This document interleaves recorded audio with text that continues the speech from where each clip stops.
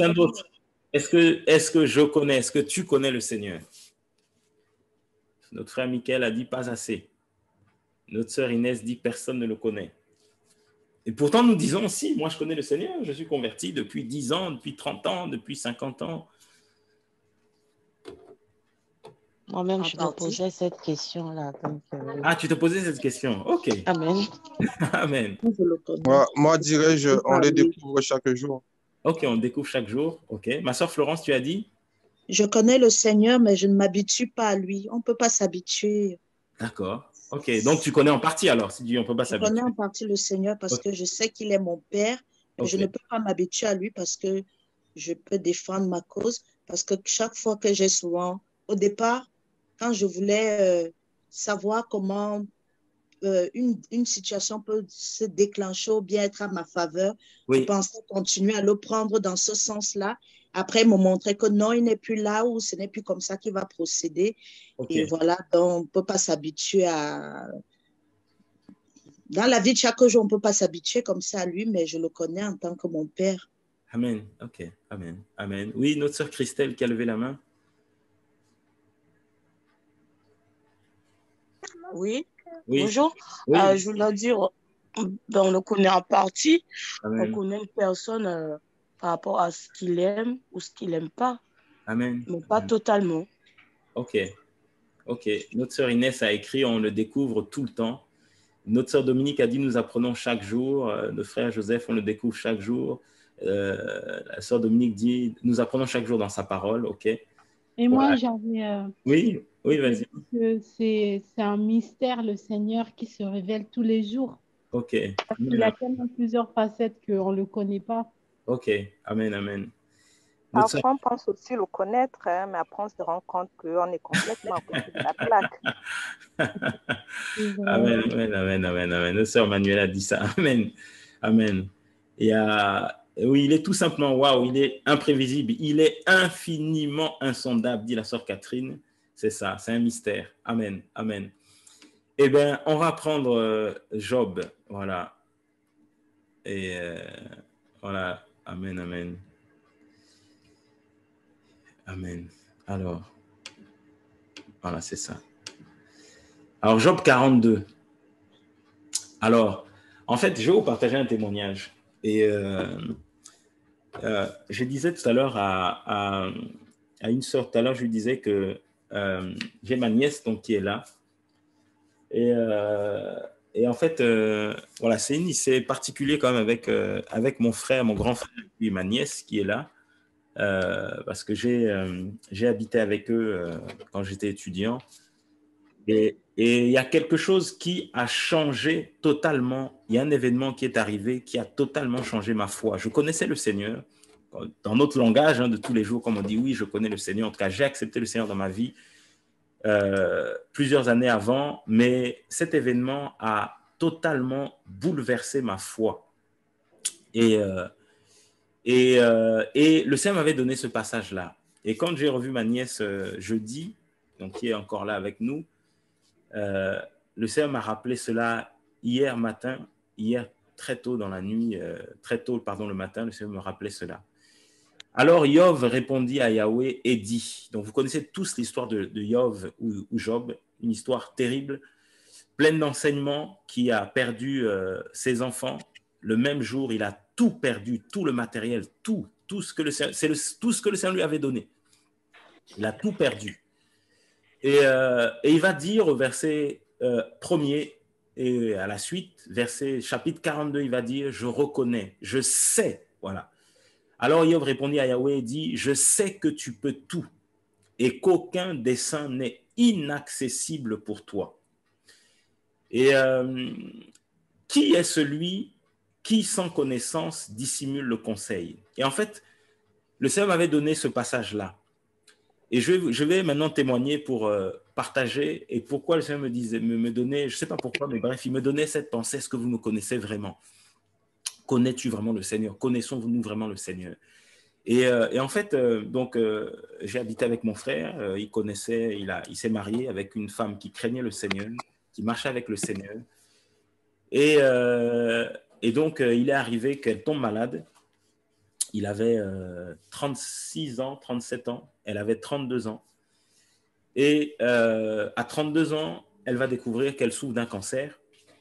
Et voilà, on va prier, fléchir les genoux. On va crier au Seigneur, invoquer le Seigneur par rapport à ça. Et voilà, elle était installée, ils habitaient en France, ils sont partis en Guyane s'installer là-bas. Et la situation était complexe et elle a été évacuée ici en France, donc à Nantes, puisqu'elle habitait ici. Et donc, on a prié le Seigneur, on a invoqué le Seigneur, mais le Seigneur en a décidé autrement. Une femme qui marchait avec le Seigneur, qui craignait le Seigneur,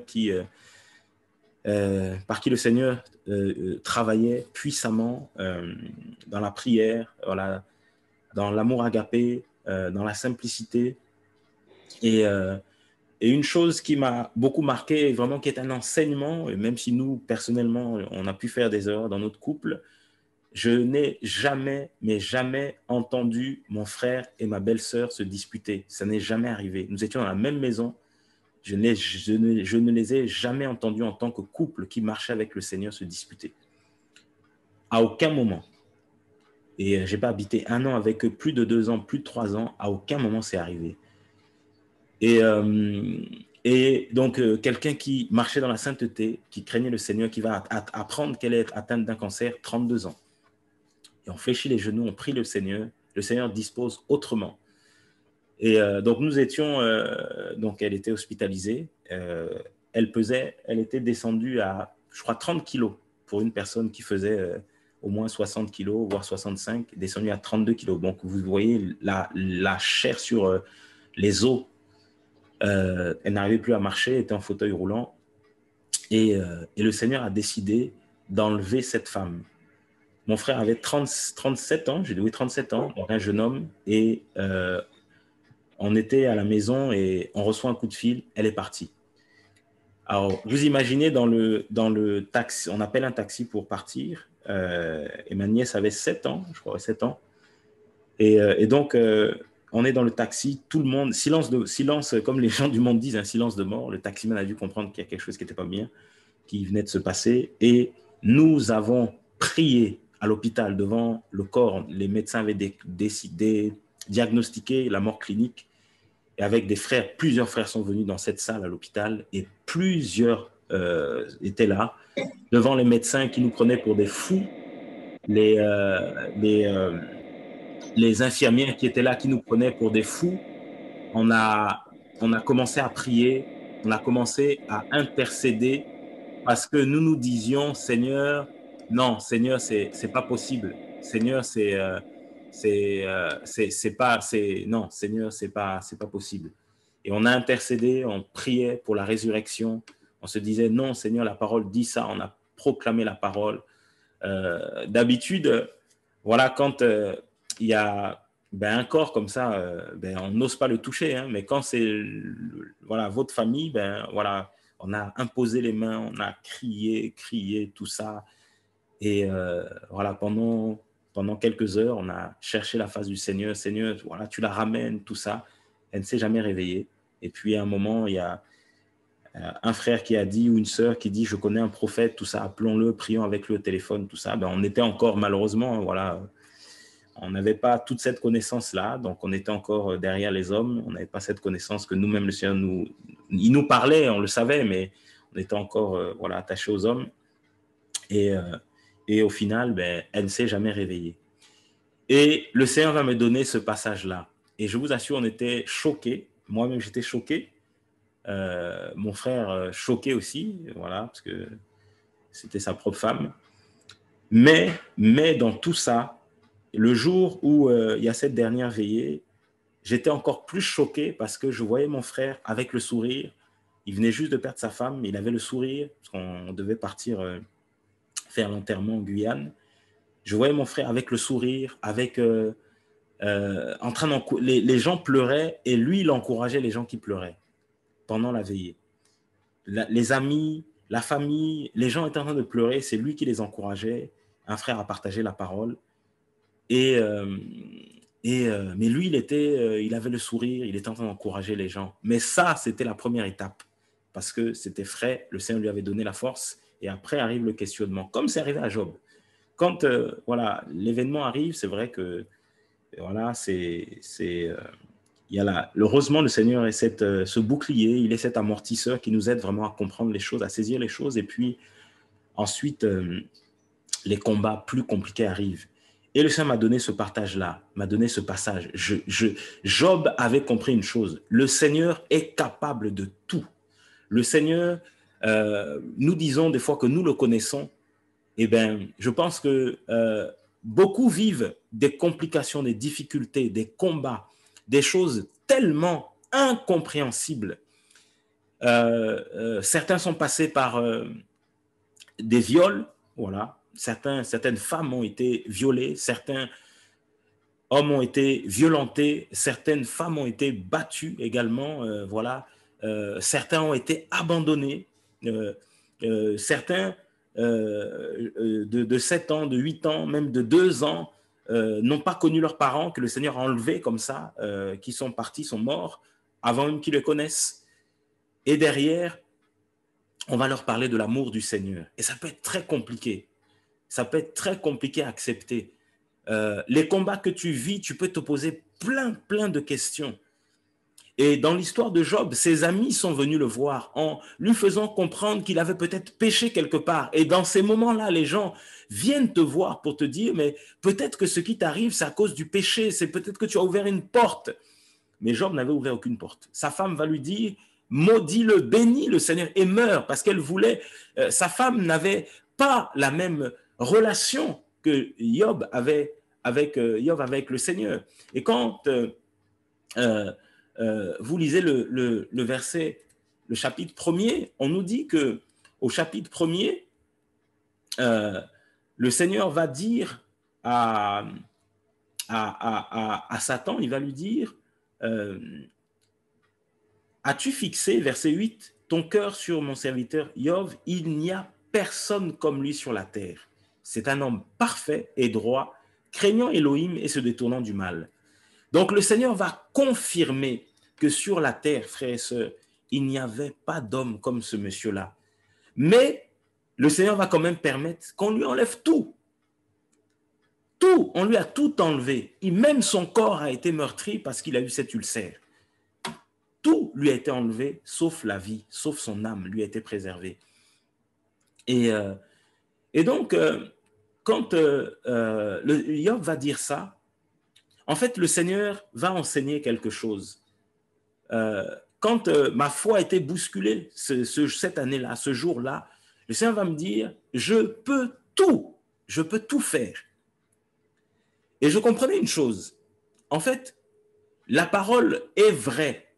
Et des fois, nous lisons la parole en nous posant, en interprétant des choses qui n'ont rien à voir avec la parole, mais la parole est vraie. Et je lisais ce passage-là dans 1 Corinthiens 6.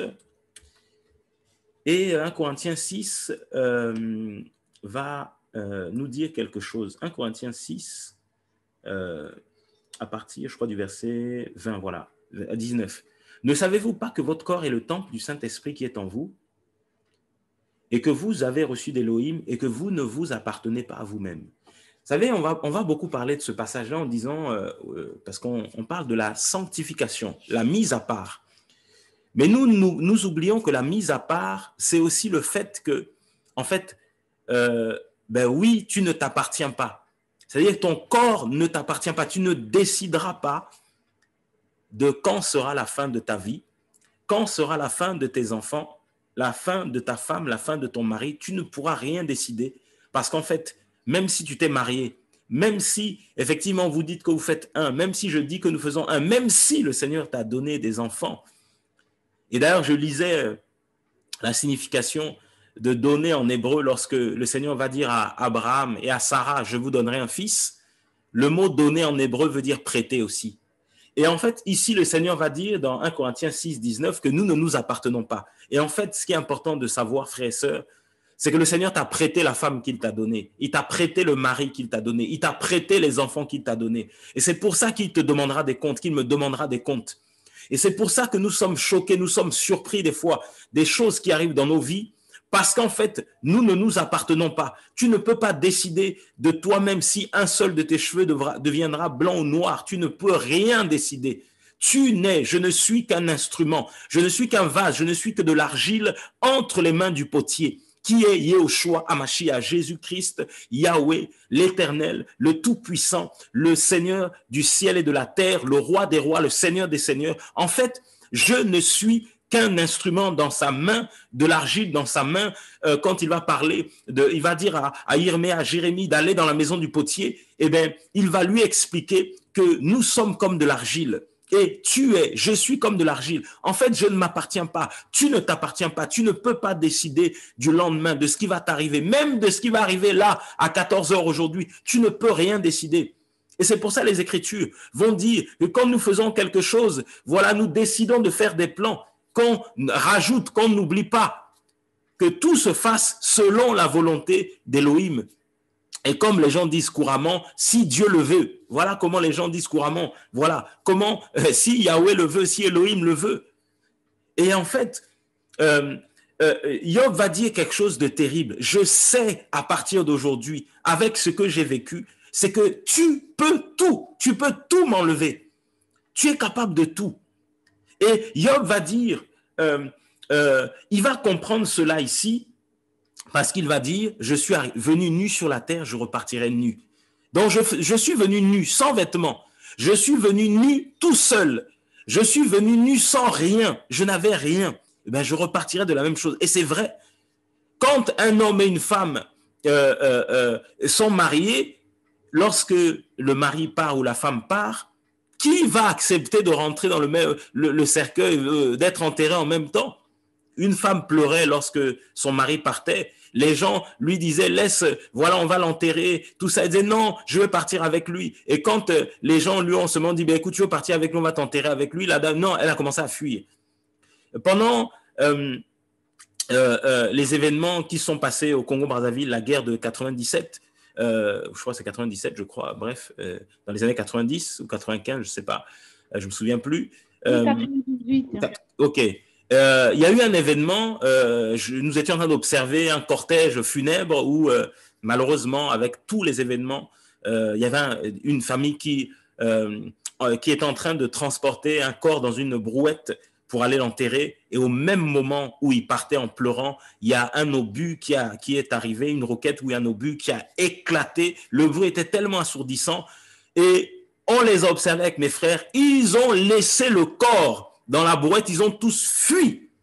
Frère, quand ça arrive, chacun pour soi, comme les gens disent Dieu pour tous, là, le langage des adages du monde, chacun a pris ses jambes à son cou, a fui, parce qu'eux, ils étaient vivants, lui était déjà parti. Et dès que ça s'est calmé, ils sont revenus en pleurant, l'hypocrisie. Voilà, tout le monde pleure parce qu'ils vont enterrer. Dès que chacun voit la mort, il fuit et il laisse celui qui est mort. Et on regardait ça en tant qu'enfant, on a rigolé, ça nous faisait rire. Mais c'était un enseignement pour nous dire, vous voyez, oui, ça vous fait rire, mais vous aurez été dans la même situation. L'homme a tellement peur de ça que quand il voit ça, l'homme fuit parce qu'il se dit, lui, et chacun fuit de son côté. On regardait, ils ne sont pas tous partis dans la même direction. Chacun fuit de son côté parce que chacun avait peur de la mort. Et donc, Job va comprendre que je suis venu nu, je repartirai nu. Je suis venu sans rien, je repartirai sans rien. Je suis venu tout seul, je partirai tout seul. Et il va comprendre ce passage d'Alain Corinthiens 6. Nous ne nous appartenons pas. Et ce jour-là, ma foi était choquée, bousculée. Et j'ai compris une chose, ce n'est pas une question d'âge. Regardez, frère, pourquoi des enfants vont partir à 1 mois, à 2 mois, à 1 semaine? Le même jour, on parle de mort-né. Le diable qui a frappé Job, qui est allé toucher Job, parce que c'est le diable qui l'a touché. Le Seigneur a permis cette épreuve, mais quand nous lisons Job, chapitre 1, on voit bien que c'est l'ennemi qui est allé frapper. Et en fait, l'ennemi ne regarde pas à un âge, ne regarde pas au fait que tu connaisses la parole, tu ne connaisses pas la parole. Les épreuves, les attaques, les tentations, l'ennemi agira. Il ne regardera pas ton âge. La preuve, il y a des enfants qui naissent avec des cancers, qui naissent avec des maladies incurables, des maladies orphelines. Le diable ne regarde pas l'âge. Et je dirais aussi, le Seigneur ne regarde pas l'âge. Regardez, comment il s'appelle? Yosef a été vendu par ses frères, très jeune adolescent, vendu, je crois 17 ans. Il était vendu. à 17 ans. Les révélations qui lui sont arrivées très tôt, mais il a été vendu. Alors il devait se demander, mais Seigneur, je suis jeune, je suis même pas majeur. La majorité sont les hommes, bien sûr. Mais pour le Seigneur, il était prêt. À 17 ans, il a été vendu. Le peuple d'Israël va passer 40 ans dans le désert. 40 ans. 40 ans. Deutéronome 8. Et Deutéronome 8, quand le Seigneur va parler au peuple d'Israël, Deutéronome 8, il va leur dire, je vous ai fait passer, je paraphrase, 40 années dans le désert afin de vous humilier ou de t'humilier, parce qu'il parle à Israël à la deuxième personne singulière, afin de t'humilier, de t'éprouver, pour connaître ce qui était dans ton cœur. Seigneur, tu m'as fait passer 40 ans dans le désert pour savoir ce qu'il y avait dans mon cœur. Oui, parce que tu ne connais pas le Seigneur. Donc, ce n'est pas parce que tu as 40 ans que tu connais le Seigneur. Ce n'est pas parce que tu as 40 ans de conversion que tu connais le Seigneur. Ce n'est pas parce que tu as 20 ans, 30 ans, 25 ans, 60 ans de conversion que tu connais le Seigneur. La preuve, comme quelqu'un a écrit tout à l'heure, nous sommes toujours surpris. Nous sommes choqués. Et nous en venons même, oui, je suis en colère contre le Seigneur, j'en veux au Seigneur, oui, le langage, je ne comprends pas le Seigneur. Le Seigneur m'a bouleversé, le Seigneur m'a choqué, le Seigneur m'a surpris, je perds mes moyens. Et d'autres, Seigneur, je vais abandonner, je vais retourner dans le monde. Et certains retournent dans le monde, certains abandonnent le Seigneur, certains lâchent le Seigneur. Et quand ils sont dans le monde là-bas, ils ne sont pas à l'aise. Parce que tout ce qu'ils ont prêché, tout ce qu'ils ont déclaré, tous les temps qu'ils ont passés dans la présence du Seigneur, ça ne les lâche pas. Et même ceux qui s'endurcissent, j'entendais qu'elle parlait de quelqu'un que je connais qui a percé ses oreilles, qui a 2 boucles là, maintenant. D'autres qui sont tombés dans l'impudicité, qui ont des femmes avec peut-être 1 ou 2 enfants.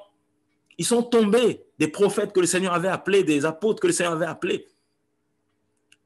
Et là où ils sont pas à l'aise parce qu'ils savent que l'enfer existe. Même si certains font semblant, mais dans leur cœur, le Seigneur parle.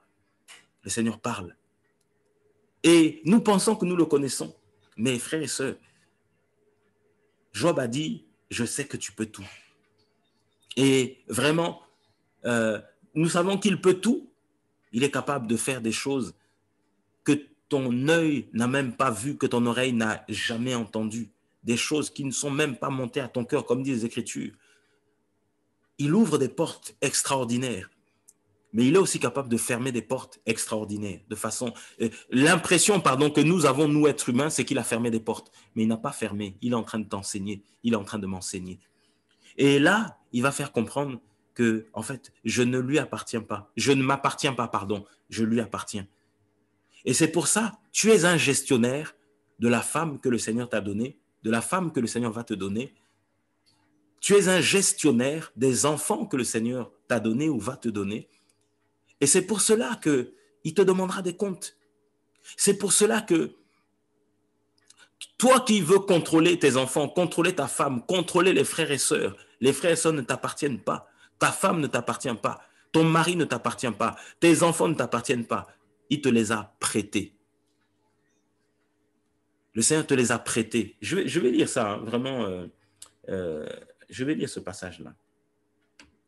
Et je vais prendre le lexique biblique pour que chacun voit et qu'on soit éclairé par rapport à ça. C'est Genèse 17. Genèse 17, c'est en bas, là, à partir, je crois, du verset, à partir de c'est la partie d'ici. Voilà. Il dit au verset 16, « Je la bénirai. » Elohim dit aussi à Abraham, « Quant à Sarai, ta femme, tu n'appelleras plus son nom Sarai, mais son nom sera Sarah, princesse, femme noble. Et je la bénirai, et même je te donnerai un fils d'elle. » Ici, le verbe « donner », ici en hébreu, ça veut dire « prêter ». On va le lire ensemble. C'est Genèse 17, le verset 16. Voilà, on va le lire ensemble. Donc, dans certaines... c'est un certain sens, ça veut dire donner, mais dans un autre sens, il y a aussi le mot prêter. Voilà.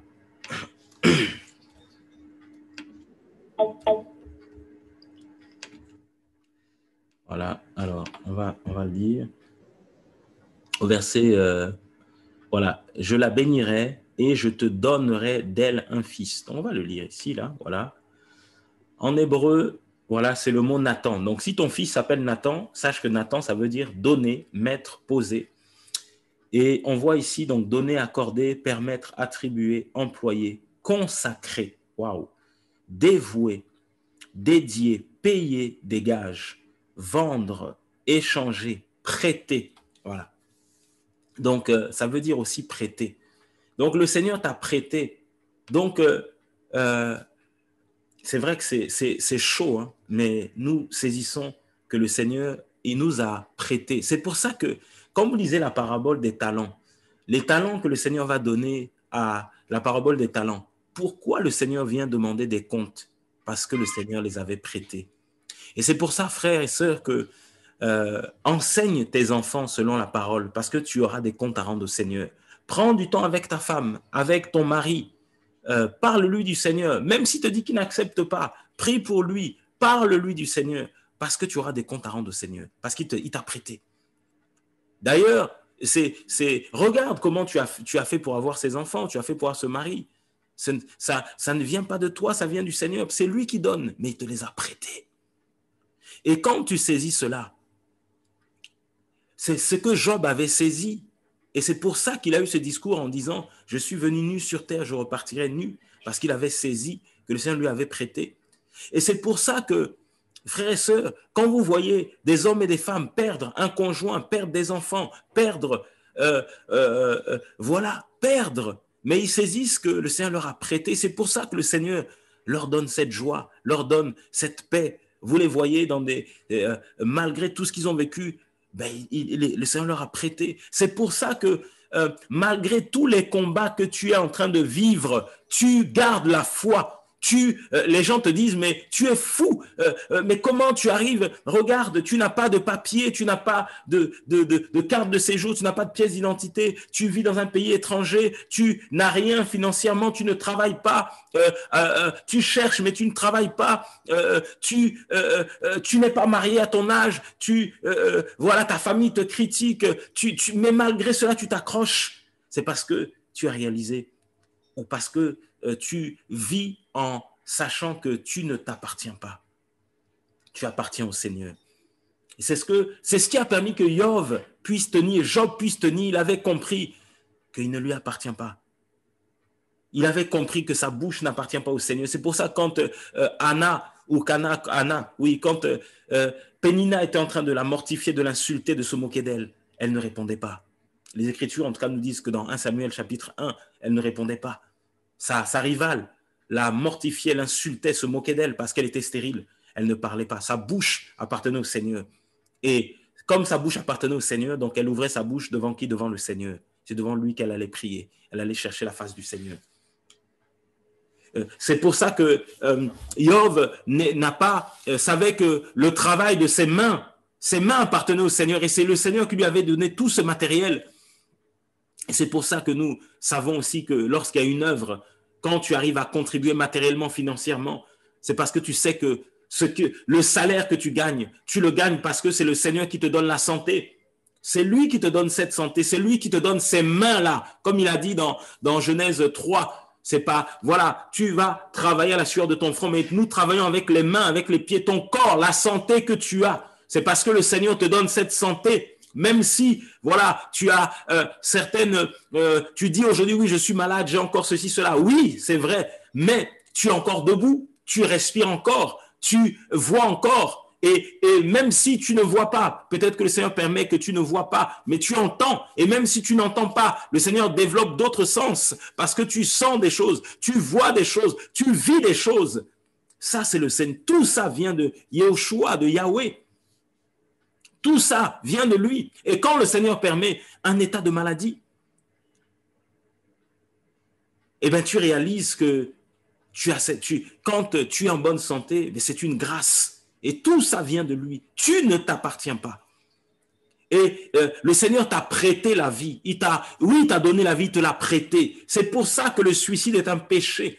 parce que tu mets fin à la vie, tu désobéis à cette parole qui dit que tu n'assassineras pas, tu ne tueras point. Donc tu détruis ton propre corps et le Seigneur dira que celui qui détruit son corps, il le détruira. Donc même si toi qui es jeune fille, voilà, les gens se moquent de toi, la pression du monde est là parce que tu as entendu parler du Seigneur et tu veux marcher avec le Seigneur et tu as tu dis que c'est ta petite foi, ta manière de marcher avec le Seigneur et des fois l'ennemi te met des pensées de suicide. Eh bien, le Seigneur te dit que tu ne t'appartiens pas, tu es son temple, tu es sa maison. Il n'habite pas dans des maisons faites de main d'homme, mais tu es le temple du Saint-Esprit, jeune fille, tu es le temple du Saint-Esprit. Ne laisse pas, voilà, ces pensées-là, de suicide, de complexe d'infériorité, rentrer dans ta vie. Ne te compare pas à tes amis. Au nom de Yeshua, je chasse cet esprit-là de suicide, cet esprit de mort qui tourne autour de toi, ces pensées de suicide qui tournent autour de toi, je les chasse au nom de Yeshua. Toi, femme qui a aussi ces pensées, je les chasse au nom de Yeshua, cet esprit de mort qui tourne autour de toi. Tu as eu ces pensées de suicide, tu as eu ces pensées de mettre fin à ta vie à cause des difficultés, à cause des combats. Et le Seigneur, ce matin, parle en te disant, est-ce que tu me connais réellement? Est-ce que tu me cherches réellement? Est-ce que tu me connais? Job avait déclaré, je sais que tu peux tout. Il était prêt à tout. Frère, soyons prêts, sois prêt, sois prête, soyons prêts, parce que le Seigneur est capable de tout. Il est capable de te surprendre. Toi qui dis que tu ne réussiras jamais, sois prêt simplement. Demeure dans la présence du Seigneur, parce qu'il est capable de t'amener, comme il a emmené Joseph ou Joseph au sommet, gouverneur d'Égypte. Étranger, mais gouverneur d'Égypte. Il est capable de t'emmener au sommet. Sois prêt, soyons prêts. Sois prêt pour l'enlèvement. Sois prêt pour prêcher sa parole. Sois prêt pour avoir cet enfant que tu as tellement cherché, tellement prié. Sois prêt. Et il te parle. Toi qui attendais cet enfant, vous couple qui attendiez cet enfant, soyez prêts. Sois prêt. Et va, si le Seigneur t'a mis la conviction, va acheter ce berceau, va acheter, voilà, ces vêtements-là, cette layette pour cet enfant qui va arriver. Sois prêt pour le recevoir. Sois prêt, parce que le Seigneur te le prête. Il te prête ces enfants-là. Il te prête. Sois prêt. Et c'est là où nous comprenons, frères et sœurs, que quand tu vas martyriser, toi qui es marié, homme ou femme, toi qui ne prends pas soin de ton mari, toi qui ne prends pas soin de ta femme, mais sache que le Seigneur te l'a prêté. Vous faites une seule chair, mais il te l'a prêté.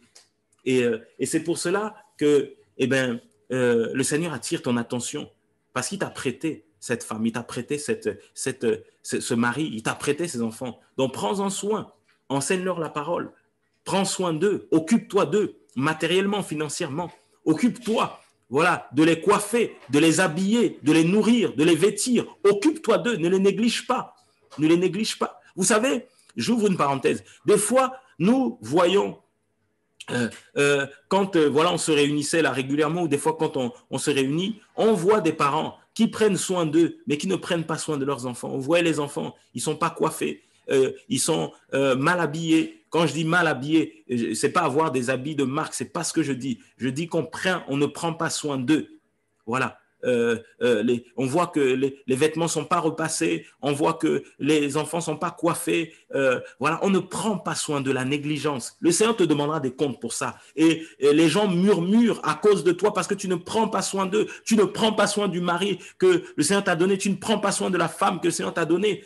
Voilà, quand ton mari, ta femme te demande, oui chérie, est-ce que je suis bien habillé, est-ce que ça va, avant de sortir, tu envoies ton mari, ta femme balader, tu ne prends pas soin d'eux. Voilà, tu prends soin de toi, homme, mais tu négliges ta femme, on la voit, alors qu'elle est ton reflet, elle est ta gloire, ton reflet. Donc, si effectivement les gens la critiquent dehors, mais en fait, ils te critiquent aussi parce qu'elle est ton reflet. Et de même, toi, femme, si les gens critiquent ton mari, en fait, ils te critiquent aussi. Donc, quand tu sors pour aller exposer ce qui se passe chez toi, sache que tu es en train de te détruire toi-même parce que la nudité de ton foyer que tu mets dehors, tu es dedans. Voilà. Et même si tu ne le vois pas, les gens, quand ils critiquent, ils te critiquent aussi. Voilà. Et c'est important de comprendre cela. Tu ne t'appartiens pas. Je ne m'appartiens pas. Voilà, nous appartenons au Seigneur. Et Job avait compris cela. Et c'est pour ça que il est arrivé à dire, je sais que tu peux tout. Après avoir vécu toutes ces choses, après avoir entendu toutes ces choses, il a pu déclarer ça. Et ma foi a été choquée, bousculée. Ma foi a été boostée. J'ai commencé à voir le Seigneur différemment, à comprendre les Écritures différemment. Et j'ai commencé à dire, je disais à ma femme, écoute, on ne sait jamais ce qui peut se passer. Soyons prêts simplement, mais on ne sait jamais. On ne sait jamais ce qui peut se passer. Soyons juste prêts avec le Seigneur. Mais quoi qu'il arrive, restons fidèles au Seigneur. Et quoi qu'il arrive, eh bien, le Seigneur fera comme il a prévu de faire. Et quand ma femme a eu, en 2012, elle a eu une embolie pulmonaire. Je ne savais même pas ce que c'était cette maladie. Je n'avais jamais entendu parler. Et que je vais la voir à l'hôpital. Et je me rappelle du songe qu'on avait fait tous les deux. On voyait quelqu'un mourir. Et le Seigneur me rappelle en fait que c'était justement c'était l'esprit de mort qui voulait frapper. Et c'est pour ça qu'il nous avait avertis à l'avance pour prier. Et tout de suite, j'ai eu le souvenir de ce qui est arrivé à mon frère. Je dis, Seigneur, donc tu vas aussi enlever ma femme comme tu as fait à mon frère. Et le diable me mettait ces pensées là. Il me disait, tu vas voir, elle va partir. Et je me suis levé dans la prière avec des frères et sœurs dans la discrétion. Je n'ai pas donné l'information à tout le monde. J'ai donné l'information à quelques frères. On a commencé à flécher les genoux. Et ce même jour, on avait une veillée de prière et j'étais à l'hôpital aux urgences, au service cardiologie. Et je voyais des personnes âgées qui étaient là. Et elle était la plus jeune parmi les personnes âgées. Et puis, je me disais, mais est-ce que je vais à la veillée de prière? Est-ce que je reste ici? Et elle me dit, mais tu vas rester ici, tu vas faire quoi? Parce qu'il y a les enfants aussi. Elle me dit, non, va à la veillée de prière parce que tu ne vas rien faire ici. Tu ne vas rien faire ici dans tous les cas. Et on va à la veillée de prière. Et frère, on a intercédé, on a cherché la face du Seigneur, on a invoqué le Seigneur. Et j'ai compris que c'est le diable qui voulait me perturber.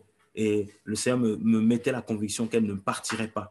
Mais vous voyez, mais j'avais compris une chose, c'est que je me disais, Seigneur, ça me fait peur, ça me fait mal, mais Seigneur, je m'accroche à toi parce qu'on ne sait jamais. Et on a commencé à intercéder et le Seigneur a commencé à montrer que il avait averti parce qu'il y avait une attaque qui venait, voilà, mais il nous avait donné la victoire. Et il nous a donné la victoire. Les médecins qui, je l'ai déjà témoigné, hein, mais je le retémoigne, qui déclaraient qu'elle allait prendre voilà, un traitement à vie. Voilà, elle a pris un traitement pendant plus de 9 mois, pendant 9 mois. Et ça s'est arrêté au bout des 9 mois. Donc, et on a glorifié le Seigneur. Mais ce n'était pas facile. Et nous vivons, vous vivez des choses compliquées, des choses voilà, qui sont dures. Mais le Seigneur va parler voilà, au peuple voilà, d'Israël. Il va leur dire, voilà, et souviens-toi de tout le chemin par lequel Yahweh, ton Elohim, Deutéronome 8, voilà, verset 2, t'a fait marcher pendant ces 40 ans dans le désert afin de t'humilier, de t'éprouver. Voilà, le Seigneur veut t'humilier, te briser, il veut t'éprouver, il veut connaître ce qui est dans ton cœur. Voilà, tout ce qui était arrivé à Job. Job était cet homme qui était, il n'y avait pas d'homme qui craignait le Seigneur sur terre comme lui, il n'y avait pas d'homme qui aimait le Seigneur sur terre comme lui, mais le Seigneur l'a quand même éprouvé. Et ici, il a fallu 40 années. 40 années. 40 années. Pendant chaque année, le peuple pensait qu'ils allaient sortir. Mais à chaque fois, ils restaient dans le désert. Et ils sont restés 40 ans. Ils ont vu des hommes et des femmes partir parce qu'il y a eu certains qui sont morts. Il y en a certains qui sont partis. Mais 40 ans, il a fallu 40 ans. Alors, quand tu regardes, tu te dis, mais Seigneur, moi, je n'ai même pas 40 ans pour certains qui sont là parmi nous. Seigneur, ça fait même pas 40 ans que je te connais. Waouh! Et le Seigneur va les encourager. Il dit, c'était pour connaître ce qui était dans ton cœur et si tu gardais ses commandements ou non. Et là, frères et sœurs, eh bien, le Seigneur il te fait passer par des combats, il te fait passer par des situations et il regarde, est-ce que tu gardes ou tu abandonnes les Écritures? Est-ce que tu gardes ou tu abandonnes les Écritures?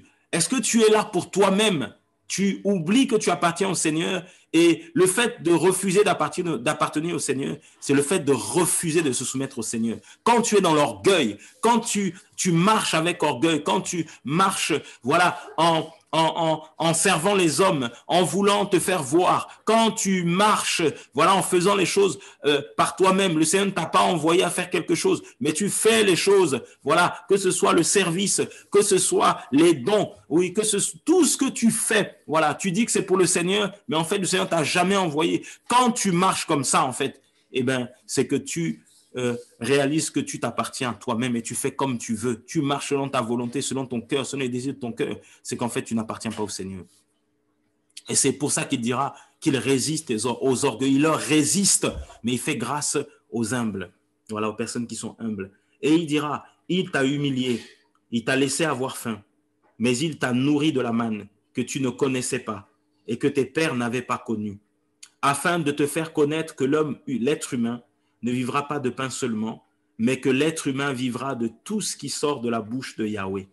Ton vêtement ne s'est pas usé sur toi. Là, il commence, frère, le Seigneur, même s'il les a fait passer 40 ans dans le désert, l'amour de Yahushua, l'amour de Jésus, l'amour de notre époux, l'amour de notre Père, l'amour de notre grand frère, alléluia, cet amour qu'il manifeste, il va leur dire, oui, il t'a humilié, il t'a laissé avoir faim, mais tu as senti la faim, mais il t'a nourri. Ils ont senti la soif dans le désert, mais l'eau est sortie du rocher. 2 fois, l'eau est sortie du rocher. Il les a abreuvés, il les a nourris avec la manne, avec les cailles qui sont tombées du ciel. Il les a nourris, il les a abreuvés. Et il va leur dire, ton vêtement ne s'est pas usé sur toi. Vous imaginez 40 ans dans le désert, mais le vêtement ne s'est pas usé. Leur pied ne s'est pas enflé parce qu'ils ont marché. Souvenons-nous, ils étaient en train de marcher. Ils marchaient. Voilà, ils marchaient. Aujourd'hui, quand on vit dans des conditions, nous avons des transports en commun, voilà, ou des voitures, des moyens de locomotion qui sont totalement sophistiqués, on arrive à se plaindre parce que tu es dans les bouchons, parce que tu es dans un tram qui prend un peu de temps, tu es en train de te plaindre, mais sache que il y a des pays où les gens marchent encore. Voilà, les gens marchent encore. Un frère allait, il y a quelques années, à la prière, il passait 2 heures pour aller prier. 2 heures, juste pour aller à une réunion de prière, sous le soleil. Il marchait pendant 2 heures ou 1h30, juste pour aller prier. Aller-retour, ça faisait 3 heures du coup, pour aller prier, simplement pour aller se réunir avec des frères et des sœurs. Il marchait sous le soleil, sur le bitume, voilà. Donc, frère, c'est compliqué. Mais ce qui est magnifique, c'est que le Seigneur est là. Il est là. Et c'est pour ça que Yov, quand il va déclarer cela, il va comprendre, il va saisir, il va être encouragé. Et je lisais aussi un autre passage qui m'a aussi interpellé c'est dans Exode chapitre 2.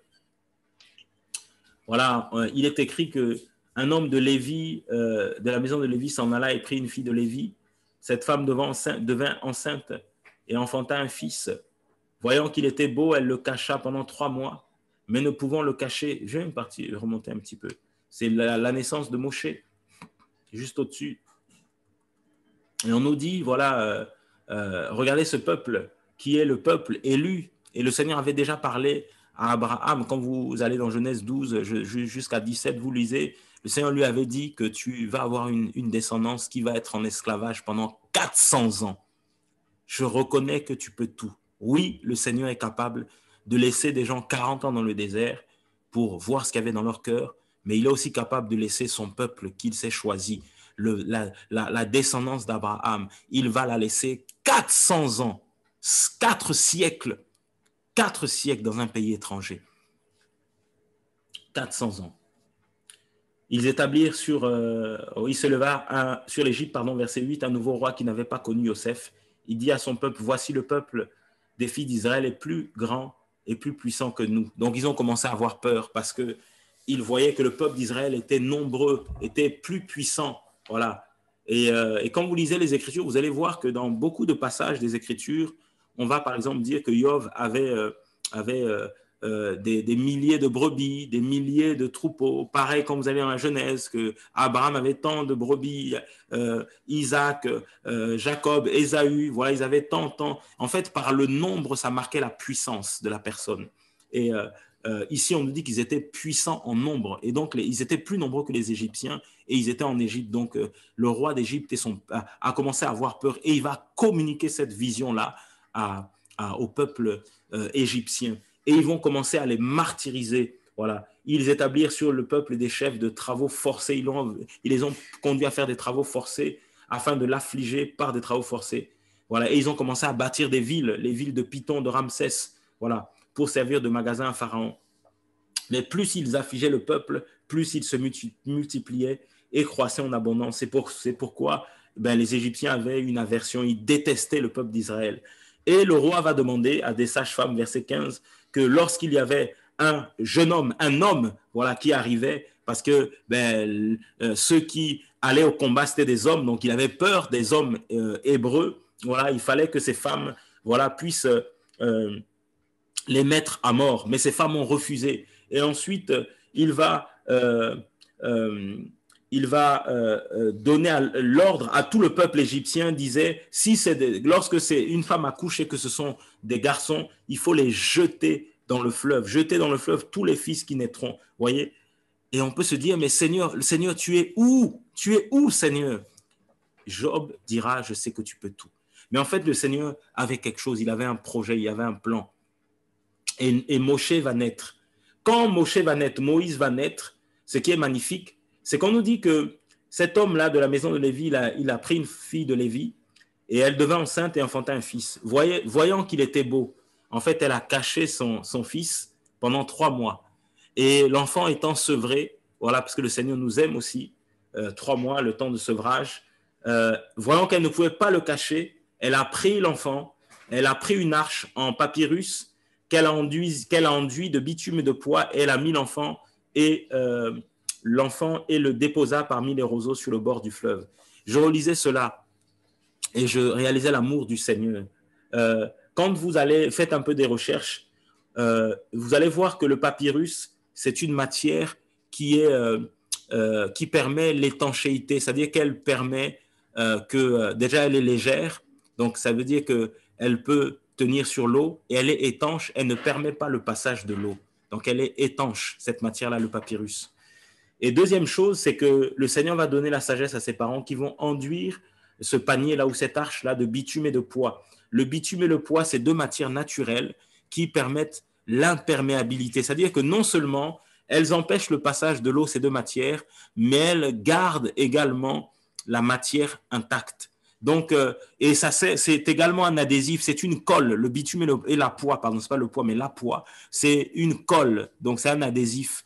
Donc, le Seigneur a donné la sagesse à cette dame, à cette maman, à cette famille qui vont prendre leur enfant et ils vont concevoir là ce panier, cette arche, voilà, et ils vont la concevoir. Le Seigneur va les guider à construire cette arche-là en papyrus, donc cette matière légère qui ne permet pas que l'eau puisse passer. En plus, c'était une plante qui poussait au bord du Nil, au bord du fleuve, donc ils ont utilisé cela. Et le Seigneur va donner la sagesse pour utiliser cet adhésif naturel que le bitume et la poix, et va rendre ce panier, cette arche-là, imperméable, étanche, et le panier va supporter le poids de l'enfant et va naviguer sur le fleuve. Voilà. Et ce qui est magnifique, c'est que le Seigneur va faire que la fille de Pharaon, donc celui qui demandait à ce qu'on puisse exterminer tous les mâles hébreux et mâles d'Israël, les bébés mâles d'Israël soient exterminés, c'est dans sa propre maison, sans le savoir, qu'il va élever, qu'il va éduquer, qu'il va nourrir, qu'il va vêtir le prophète que le Seigneur avait choisi, qui s'appelait Moshe. Donc, frères et sœurs, le Seigneur nous surprend. Ce qui est merveilleux, c'est que quand nous lisons cela, le Seigneur a une solution. Et nous voyons aussi que le Seigneur, c'est lui, frère, qui est cette arche, qui nous garde. Quand nous lisons l'arche de Noé, elle a été faite également avec de la poix pour l'étanchéité, pour l'imperméabilité.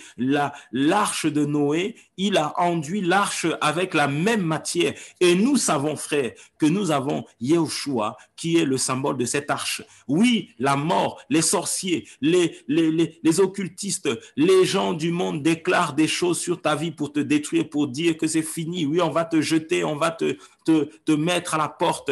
Voilà, on met la pression comme une sœur. La belle famille, les parents mettaient la pression à leur fils pour qu'il puisse laisser cette femme qui était étrangère, qui était africaine, parce qu'ils ne voulaient pas d'elle, parce qu'ils pensaient qu'elle était venue pour les biens de son mari. Et quel bien! Ce monsieur était en une situation tellement compliquée financièrement, et comme cette famille pensait que cette femme était là pour ses biens, mais en fait c'était la femme qui travaillait et c'était la femme qui subvenait grandement aux besoins de la maison, mais la famille ne voyait pas cela. La belle famille, la famille du mari, les parents du mari ne voyaient pas cela, et derrière, nous qui étions dans le Seigneur, qui voyons cela, eh bien, on se disait, mais Seigneur, waouh, tu es terrible. Et cette femme supportait, elle aimait son mari, elle aimait son mari. Et quelques années après, le Seigneur a enlevé son mari. Une autre sœur pareille qui craint le Seigneur toujours d'ailleurs. Nous étions à une réunion de prière et nous faisons la réunion. Elle se termine à 18h, on se dit au revoir et à 23h, 5 heures après, elle nous appelle pour dire voilà, il est parti. Et ça nous a choqués. On s'est dit, mais on vient juste on s'est parlé là. Oui, elle dit, oui, c'est vrai, mais il est parti. Et on a couru, on arrive là-bas et on voit la personne, le frère, allongé, couché, et il ne bougeait plus. Voilà. Et cette sœur, malgré cela, elle est restée attachée. Elle reste jusqu'aujourd'hui attachée au Seigneur. Ça n'a pas été facile. Il y a eu des combats, il y a eu des pensées compliquées, mais elle reste attachée au Seigneur. Frère, la marche avec le Seigneur, quand nous disons que nous le connaissons, es-tu sûr que tu le connais vraiment? Es-tu sûr? Le peuple d'Israël qui disait qu'il le connaissait, Moshe dans Exode 3 va dire au Seigneur, tu m'envoies vers ce peuple, mais s'ils me disent quel est ton nom, qu'est-ce que je vais leur dire? Oui, dis-leur que tu es l'Élohim d'Abraham, d'Isaac, de Jacob. Oui, mais c'est tout, mais qu'est-ce que je vais leur dire? Il va leur dire, c'est là qu'il va se révéler en tant que Yahweh, le tétragramme YHWH. Il va se révéler en tant que le tétragramme, celui qui est, je suis. Voilà, il va se révéler en tant que le je suis. Et il va renvoyer Moshe vers ce peuple. Mais regardez ce peuple qui disait qu'il connaissait le Seigneur. Dès qu'ils ont été devant la mer Rouge, juste à la sortie de l'Égypte, comment ils ont commencé à insulter Moïse, ils ont commencé à critiquer. Frère, connais-tu vraiment le Seigneur? Devant la mer Rouge, garderas-tu ton assurance? Devant les combats, les tribulations, devant la persécution, garderons-nous toujours cette assurance, cette espérance? Devant la mort, est-ce que tu garderas toujours la foi que tu as aujourd'hui? Quand le Seigneur dira, lorsque le Fils de l'homme reviendra, trouvera-t-il toujours la foi sur la terre? Eh bien, est-ce que tu vas garder la doctrine devant la pression, devant la séduction, devant le péché, devant l'argent, devant le succès? Parce que le Seigneur ouvre des portes et permet que tu réussisses des choses. Mais est-ce que tu vas garder la foi? Est-ce que tu vas garder ta marche avec le Seigneur? Est-ce que tu vas garder la question qu'il te pose? Tu dis que tu le connais, est-ce que tu vas garder? C'est ça, connaître le Seigneur, c'est bien de dire je le connais, mais est-ce que réellement tu vas garder? Et c'est pour cela que 1 Corinthiens 13 va nous dire que nous connaissons en partie. Et oui, frères et sœurs, nous connaissons en partie. Nous connaissons en partie. 1 Corinthiens 13 va nous l'enseigner, va nous le partager. Voilà, car maintenant, nous voyons à travers un miroir, en énigme, mais alors nous verrons face à face. Maintenant, je connais en partie, mais alors je connaîtrai comme j'ai été connu. Voilà, nous connaissons, frères et sœurs, en partie. Je connais en partie le Seigneur, tu connais en partie le Seigneur. Je ne peux pas dire que je le connais, c'est pas vrai, je le connais en partie, parce que nous le voyons à nos réactions, dès qu'il y a quelque chose qui arrive dans nos vies. Est-ce que réellement nous restons attachés?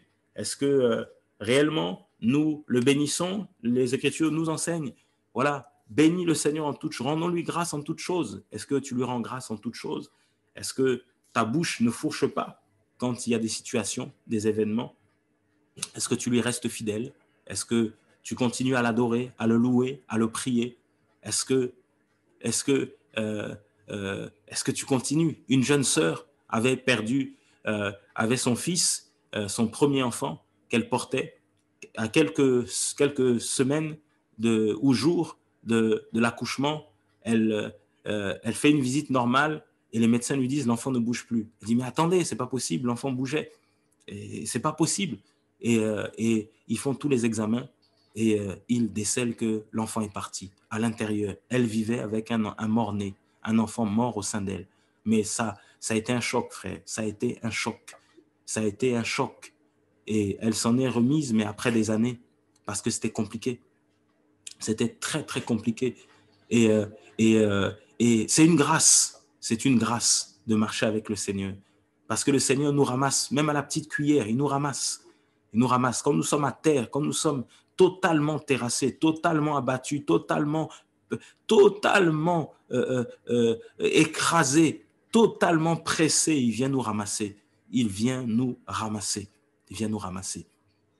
N'oublie pas d'où tu viens. N'oublie pas, comme le Seigneur a dit en Deutéronome 8 au peuple d'Israël, n'oublie pas, quand tu vas arriver dans ce pays-là où coule le lait, le miel, n'oublie pas, n'oublie pas, n'oublie pas, n'oublie pas d'où tu viens, n'oublie pas. C'est pour ça que, frères et sœurs, quand nous voyons des témoignages comme le Seigneur a permis que les frères nous envoient là du Cameroun, c'est pour nous dire, n'oublions pas, n'oublie pas. Même si tu ne viens pas de ces pays-là où c'est compliqué, où il y a des difficultés, mais n'oublie pas que tu es venu nu sur terre, tu repartiras nu. Personne n'est parti avec une voiture, même si on a mis des bijoux, un costume pour enterrer la personne. Mais revenez quelque temps après, vous verrez le costume, vous ne verrez plus la personne parce que nous sommes poussière, nous retournerons à la poussière. Voilà, il n'y a plus rien, il ne restera que des os, mais il n'y a plus rien. Donc, n'oublie pas d'où tu viens de la poussière. Donc, tout ce que tu peux gagner, ne t'enorgueillis pas. Tout ce que tu as, sache que le Seigneur te l'a prêté. Il t'a donné un travail, il t'a prêté ce travail. Il t'a donné la santé, il te prête la santé. La preuve, mais il est capable de t'enlever cette santé qu'il t'a donnée. La preuve, il est capable de t'enlever ce travail qu'il t'a donné. La preuve, il est capable de t'enlever la maison. Tu peux avoir payé à crédit comme tu veux. Mais si le Seigneur ouvre simplement sa bouche pour qu'il y ait des tourbillons dans ta vie, eh bien, il est capable de t'enlever cette maison. Voilà. Il est capable d'enlever ce que le Seigneur a mis entre tes mains parce qu'il veut, voilà, te sauver. Premièrement, il ne veut pas que tu sois attaché au matériel, mais il veut te sauver. Il veut te sauver.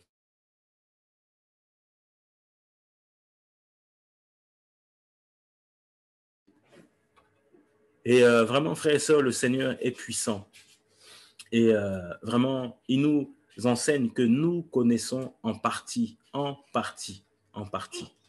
Et c'est pour ça que quand nous réalisons cela, que nous ne nous appartenons pas, que en fait, la connaissance que nous avons aujourd'hui, c'est une petite connaissance. Et c'est pour ça que ne te réjouis pas, ne te satisfais pas de ce que tu vis avec le Seigneur.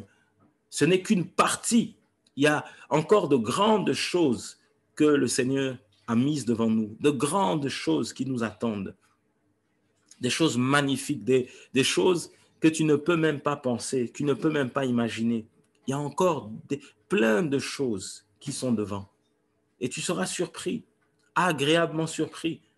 Et je te dis à toi qui es choqué aujourd'hui, tu seras encore choqué, je serai encore choqué, mais choqué dans le bon sens. Ma chair dira que c'est un choc qui me fait mal, mais le Seigneur me dira que c'est un enseignement pour me faire grandir. Et comme il dit c'est je crois le Proverbe 16, il ne fait rien au hasard. Tout ce que le Seigneur fait, c'est pour un but. Et vraiment, regarde au Seigneur, regarde à Yahushua, regarde à Jésus, regarde à lui. Comme il dit, je lève les yeux vers les montagnes, d'où me viendra le secours? Le secours me vient de Yahweh qui a fait les cieux et la terre. Donc voilà, nous sommes interdépendants à lui, ou de lui, je ne sais pas, à lui, de lui, nous sommes interdépendants. Et c'est pour ça, frères et sœurs, que Job va dire, au verset, toujours le chapitre 42, il va dire quelque chose qui est encourageant.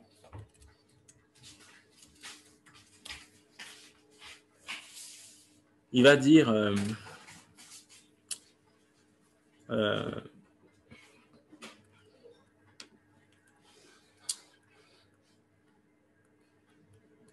c'est pas ça. Alléluia.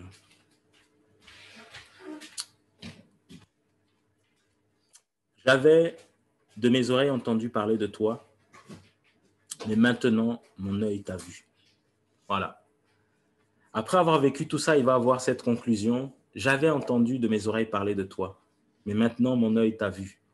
Et vraiment, je pense que ce matin, le Seigneur veut que tu revoies un peu ta marche et que tu te poses cette question. Connais-tu, me connais-tu, te dit le Seigneur. Est-ce que tu me connais? Est-ce que nous le connaissons vraiment? Et des fois, on va voir qu'on était où nous sommes à côté de la plaque. Voilà. Des fois, nous sommes vraiment à côté de la plaque, nous sommes très loin. Et il y a beaucoup de témoignages, beaucoup de témoignages. Voilà, j'ai en tête le témoignage de notre sœur Bernadette qui est là avec son mari et notre frère Maurice qui a passé je ne sais pas combien de temps dans le coma. Et la sœur revenait de Nantes et le Seigneur vraiment les a préservés. Ils sont rentrés jusqu'à Niort tranquillement parce que le Seigneur les aime aussi. Et le frère fait un malaise, je crois, dans le parking et il rentre dans le coma. Et la sœur nous témoignait que la famille pleurait. La famille voilà, était dans un état compliqué, mais elle gardait la foi vis-à-vis du Seigneur. Et elle était là, à son poste. Et des témoignages comme ça, c'est impressionnant. Des hommes et des femmes de foi que vous êtes, que, ben, voilà, des témoignages. Quand vous entendez des choses comme ça, et il est là, le frère, hein, je sais pas, il est là, il marche avec le Seigneur, il craint le Seigneur, il sait d'où il est venu. Et connaissons-nous vraiment le Seigneur? Rappelle-toi d'où tu es venu. C'est pour ça que le Seigneur va dire, rappelle-toi d'où tu es tombé, reviens à ton premier amour. Reviens à ton premier amour. Et cherche encore à le connaître. Que son nom soit béni. Seigneur, merci.